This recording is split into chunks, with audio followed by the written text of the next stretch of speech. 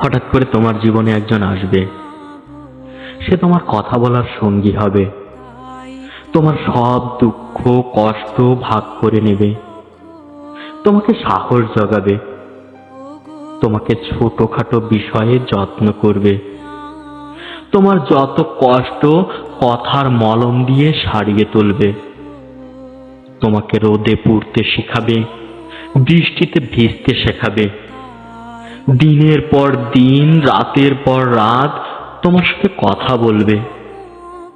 সবচেয়ে বড় কথা, তোমাকে নতুন করে বাঁচতে শেখাবে। তখন তোমার মনে হবে, হ্যাঁ, এরকম একজনকেই চেয়েছিলাম আমি। অনেক বছর অপেক্ষার পর আমি তাকে পেয়েছি। আমার পাশে একজন আছে। তারপর যখন কথা বলার অভ্যাসটা তোমার বদ অভ্যাসে পরিণত হয়ে যাবে, তখন একদিন হঠাৎ করে মানুষটা বদলে যাবে, তোমাকে ব্যস্ততা দেখাবে।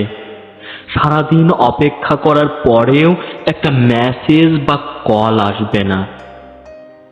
তুমি বারবার ফোন চেক করবে, কিন্তু তোমার অপেক্ষা অপেক্ষায় থেকে যাবে।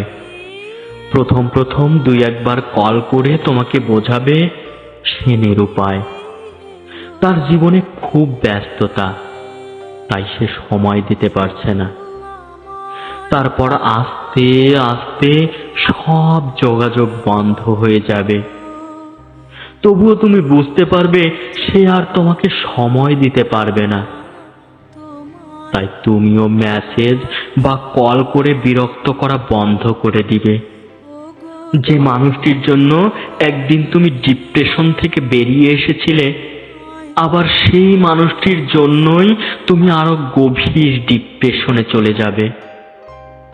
তখন মনে হবে আগে তুমিটাই ভালো ছিলে, আগের একাকিত্বটাই ভালো ছিল।